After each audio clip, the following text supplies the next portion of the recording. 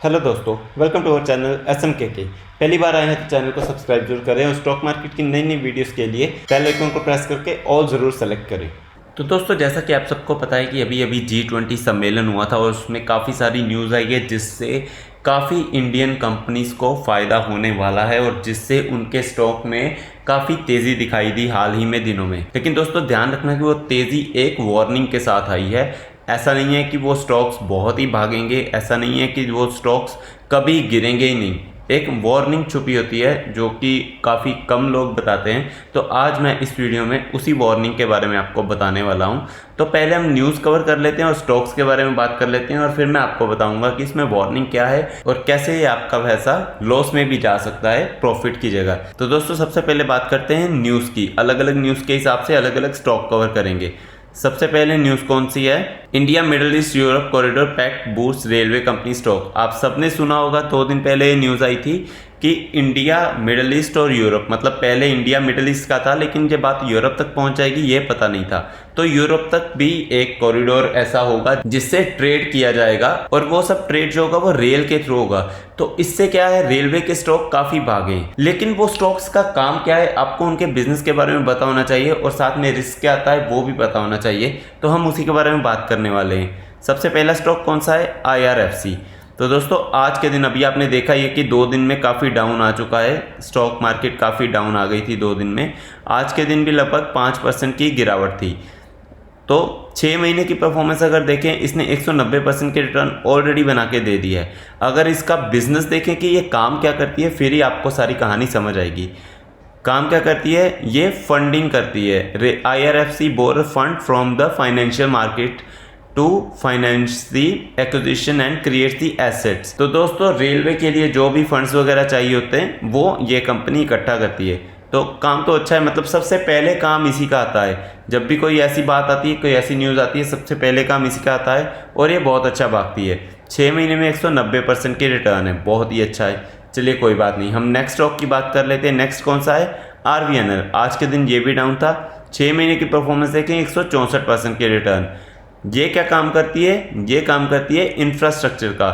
तो यहाँ देखते हैं कि रेलवे इंफ्रास्ट्रक्चर में जितनी भी न्यू लाइंस बिछती हैं, जहाँ पे रेल भागती है, जो रेलवे ट्रैक होता है, वो सारा काम RVNL करती है।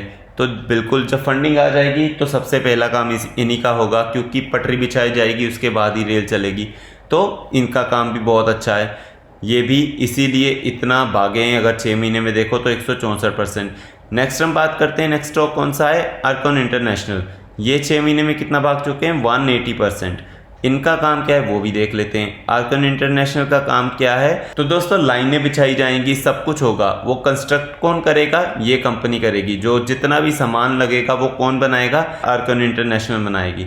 और लास्ट स्टॉक रेलवे का कौन सा आ जाता है? IRCTC। आज के दिन डाउन था और ये 6 महीने में भी नॉर्मल परफॉर्मेंस ही दी है इसने। ऐसा क्यों? क्योंकि इसका काम लास्ट में आता है। जब रेल बन के, जब ट्रैक बन जाता है, इंफ्रास्ट्रक्चर का काम हो जाता है, रेलवेज बन जाती हैं, तो जब भागना शुरू करती है तब इनका काम होता है। तो इसीलिए ये इतना अच्छा खासा नहीं भागी, क्योंकि अभी जो ऑर्डर्स आ रहे हैं या न्यूज़ आ रही है ना, वो इंफ्रास्ट्रक्चर के लिए आ रही हैं, फंडिंग के लिए आ रही है, इंफ्रास्ट्रक्चर के लिए आ रही हैं।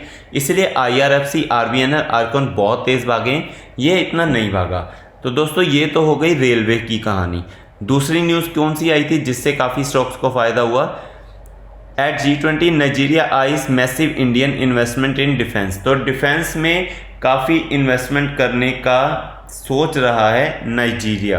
पहले भी करते हैं लेकिन उसको और भी एक्सपेंड करना चाहते हैं, तो इसीलिए डिफेंस के स्टॉक भी भागे। तो डिफेंस के स्टॉक देख लेते हैं कौन से है। सबसे पहला है HAL, हिंदुस्तान एरोनॉटिक्स लिमिटेड। अगर इसकी 1 साल की परफॉर्मेंस देखोगे 54%, लेकिन 5 साल में ये बहुत ही तेज़ भागा है। 326% की रिटर्न है। दोस्तों, अच्छा खासा भागा है ये हिंदुस्तान एरोनॉटिक्स। इसका काम क्या है? एयरक्राफ्ट्स, हेलीकॉप्टर्स, ये सारे मैन्युफैक्चर करता है, रिपेयर करता है, उनको मेंटेनेंस भी देता है। तो दोस्तों, जैसे आपने सुना होगा, टाटा की कंपनी गाड़ियां बनाती है, ठीक है, उसके बाद वो गाड़ियां मैन्युफैक्चर भी करती है। अगर कुछ प्रॉब्लम आती है तो गाड़ियां रिपेयर भी होती हैं। उनकी मेंटेनेंस के लिए भी आप जाते रहते हैं। जैसे सर्विस हो गई, ये सब चीज़ें, तो ये सब काम टाटा करती है गाड़ियों के लिए। वैसे ही हिंदुस्तान एरोनॉटिक्स यही सेम काम करता है, लेकिन वो एयरक्राफ्ट्स के लिए करता है। जो एरोप्लेन होते हैं, हेलीकॉप्टर होते हैं, वो सारा यही काम करता है हिंदुस्तान एरोनॉटिक्स। तो बहुत ही काम है, मोनोपोली वाला काम है एक तरह से। तो पहला स्टॉक तो ये हो गया HAL, इसीलिए इसने 326% की रिटर्न दी। दूसरा कौन सा है? मैज़गान डॉक शिप बिल्डर्स। तो दोस्तों थोड़ा बहुत तो नाम से पता चल ही रहा होगा, लेकिन डिटेल में बात करते हैं। एक साल की परफॉर्मेंस देखोगे तो 394%, बहुत ही शानदार तेज़ी। और मैज़गान डॉक का काम क्या है? तो दोस्तों शिपयार्ड इन इंडिया, मतलब ये सबमरीन हो गई, वॉरशिप हो गई, पैसेंजर शिप हो गई, ये सब बनाते हैं, ये कंस्ट्रक्ट करते हैं। तो दोस्तों ये भी एक तरह से मोनोपोली वाला काम है। थर्ड स्टॉक कौन सा है? कोचिन शिपयार्ड। आज के दिन 2.56% की तेज़ी, लेकिन एक साल में देखोगे तो 188% की तेज़ी। और इसका काम क्या है? शिपयार्ड आपको नाम से पता चल ही रहा होगा थोड़ा बहुत। तो इसका काम भी क्या है? शिप्स बनाने का काम है और रिपेयर का काम भी करते हैं। इनकी फैसिलिटीज़ इंडिया में कहाँ कहाँ पे है? कोलकाता में, अंडमान निकोबार और मुंबई में। तो दोस्तों काफ़ी अच्छा काम है, मोनोपोली वाला काम है। तो डिफेंस के और भी स्टॉक हैं, लेकिन ये 3 जो है मेन, जिनको काफ़ी फ़ायदा हुआ है इससे। चलिए डिफेंस के स्टॉक भी हो गए। और आप सोच रहे होंगे कि अभी इसमें डिस्क्लेमर के लिए जो मैंने आपको बताया था वार्निंग, वो तो बताई नहीं है। एक हम न्यूज़ और कवर कर लेते हैं, उसके बाद मैं वार्निंग की तरफ भी चलता हूँ। G20 सम्मेलन में एक और चीज़ हुई थी शुगर स्टॉक्स के बारे में। तो मोदी जी ने क्या कहा था कि ग्लोबल बायोफ्यूल अलायंस, इसको लॉन्च किया जाएगा। तो इससे सबसे ज़्यादा क्या फ़ायदा होता है? मतलब इसके लिए क्या चाहिए? इथेनॉल चाहिए। इथेनॉल कैसे बनता है? जो गन्ने का रस होता है उससे इथेनॉल बनता है। तो उससे सबसे ज़्यादा फ़ायदा किसको होता है? शुगर स्टॉक्स को। तो 2 ऐसे शुगर स्टॉक्स हैं जिनको हम कवर कर लेते हैं। बजाज हिंदुस्तान। तो दोस्तों पहले एक साल की परफॉर्मेंस अगर देखोगे तो 131% के रिटर्न, और ये 6 महीने में ही काफ़ी रिटर्न दे चुका है। अगर 6 महीने में देखोगे तो 11 रुपये का था, डबल हो चुका है ऑलमोस्ट। और उसके बाद इसका काम क्या है? इसका काम वही मैंने आपको बता ही दिया कि शुगर मिल है, शुगर मैन्युफैक्चर करता है, शुगर, अल्कोहल, इथेनॉल, ये सब है। दूसरी कौन सी कंपनी है? दूसरी कंपनी है श्री रेणुका शुगर्स। अगर इसकी परफॉर्मेंस ज़्यादा कुछ अच्छी नहीं रही, 1 महीने की देखोगे तो 17%, क्योंकि अभी अभी न्यूज़ आई है तो ही ये भागना शुरू हुआ है। लेकिन 1 साल की परफॉर्मेंस देखोगे तो ज़्यादा अच्छी नहीं थी। और इसका काम भी क्या है? इसका काम भी है शुगर, इथाइल अल्कोहल, इथेनॉल, यही सब काम है इनका। तो दोस्तों ये सारे तो मैंने स्टॉक्स कवर कर लिए जो आपको करोड़पति बना सकते हैं। नो डाउट जैसी जैसी न्यूज़ आई है आपको ये बहुत ही पैसा दे सकते हैं। लेकिन दोस्तों आपको एक चीज़ का ध्यान रखना होगा कि ये काम ऐसे चुटकियों में नहीं होता कि मैंने आज पैसा लगा दिया तो ये कल को बहुत सारा पैसा बना के दे देगा। मैंने आपको स्टार्टिंग से बताना शुरू करता हूँ। IRFC 6 महीने में 190% भाग चुका है। और जो ये न्यूज़ आई है ना कि इंडिया, यूरोप और मिडल ईस्ट का ये ट्रैक शुरू होगा, ये लॉन्ग टर्म के लिए, ये ऐसे नहीं होगा कि आधे 1 साल में हो जाएगा और ये रेलवे स्टॉक आपको करोड़पति बना देंगे। इसके लिए आपको सब्र चाहिए, पेशेंस चाहिए, होल्ड करना चाहिए। अभी जैसे आपने देखा कि ये 78.75 पे चल रहा है, इसका 52 वीक हाई अगर देखोगे तो 92 है, मतलब अपने 52 वीक हाई के आसपास चल रहा है, यानी कि ऑल टाइम हाई के आसपास चल रहा है। तो दोस्तों 2 दिन से इसमें गिरावट भी हो रही है। एक आज के दिन देखोगे तो 5%। तो आपको ऐसी गिरावट देख के निकलना नहीं है। अगर आप निकल जाओगे तो ये आपका नुकसान भी करा सकती है। आप अगर बिजनेस को समझोगे, रेलवे के काम में बहुत टाइम लगता है, और अगर आप टॉप लेवल पे खरीदते हो ना तो कम से कम नहीं तो 5-6 साल तो होल्ड करके रखोगे तो ही आपको अच्छा खासा प्रॉफिट बना के देगी। क्योंकि हर बार ऐसा नहीं होगा कि 6 महीने में 190% की रिटर्न आ जाएगी। जिन्होंने यहाँ से होल्ड करके रखा था ना, अगर आप 1 साल की भी देखोगे ना तो यहाँ से जिन्होंने होल्ड करके रखा था उनको जाके 244% का फ़ायदा हुआ है। तो दोस्तों आप ऐसा नहीं सोच सकते कि अभी मैं इन्वेस्ट करूँगा तो अभी प्रॉफिट बन जाएगा। सेम कहानी है RVNL की। ये 6 महीने में 164% की रिटर्न है, लेकिन काफ़ी फ्लैट चलता रहा है। अगर 5 साल में देखोगे तो ये देखिए नीचे भी गया था, 27 से कितने पे आ गया था, 12 रुपये पे भी आ गया था। तो दोस्तों ये सारी चीज़ें होती रहती हैं, ये चुटकियों में काम होने वाला नहीं है।